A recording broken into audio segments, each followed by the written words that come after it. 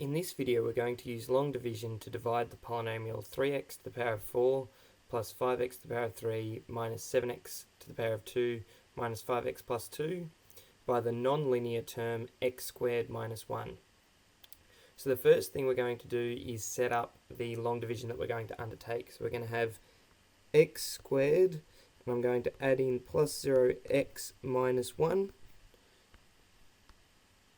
and that is going to divide 3x to the power of 4 plus 5x to the power of 3 minus 7x squared minus 5x plus 2. So the next thing we need to do is find the term that multiplies by x squared to give 3x to the power of 4, or another way of thinking about that is 3x to the power of 4 divided by x squared gives what? So that is going to be 3x squared, so that multiplies by x squared to give 3x to the 4, and it multiplies by 0x to give plus 0x cubed, and then lastly it multiplies by 1 to give minus 3x squared. Next we're going to subtract all of those terms away from the terms above. So 3x to the power of 4 minus 3x to the power of 4 gives 0x to the power of 4. 5x to the power of 3 minus 0x to the power of 3 leaves 5x to the power of 3 still. And minus 7x squared minus negative 3x squared. That becomes positive 3x squared with the two negatives. So we get minus 4x squared.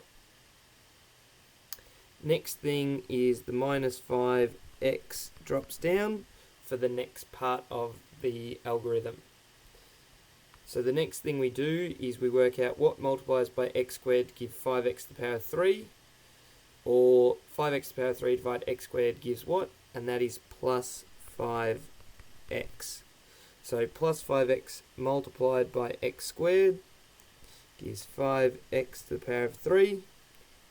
5x multiplied by 0x will give plus 0x squared, and then the 5x multiplied by negative 1 with minus 5x. Next up we subtract those terms that we've just found from their like terms above. So 5x cubed minus 5x cubed will give 0x cubed, so they cancel. Then we have minus 4x squared minus 0x squared leaves the minus 4x squared, and then minus 5x squared subtract negative 5x will give minus 5x plus 5x, which will be plus 0x.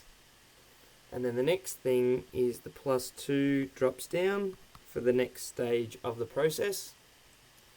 So we repeat what we've done before and we work out what multiplies by x squared to give minus 4x squared, so that'll be minus 4.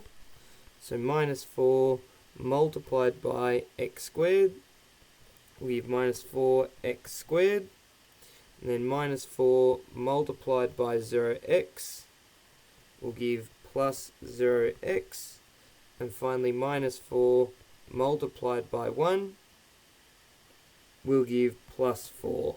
Once again we subtract off the terms we've just found from the like terms above. So we have minus 4x squared subtract negative 4x squared, which will give minus 4x squared plus 4x squared, which will be 0x squared, so they'll cancel. Then we have 0x minus 0x, so that'll just be 0x still. And then we have 2 minus 4, which will be minus 2. So this is the remainder of the long division, and our quotient is given by the 3x squared plus 5x minus 4, and then onto the quotient. So this is just the quotient here, and then onto that we subtract off the 2 and then divide that remainder by the original divisor, which was x squared minus 1. So again, that 2 there is the remainder, and we divide that by the divisor, which was this term up here. So finally, we can express our polynomial 3x to the power of 4 plus 5x to the power of 3 minus 7x squared minus 5x plus 2 as being equal to x squared take 1 multiplied by the quotient, which is 3x squared plus 5x minus 4. And then with that, we've still got minus 2, which again is that remainder value that we found during the long division.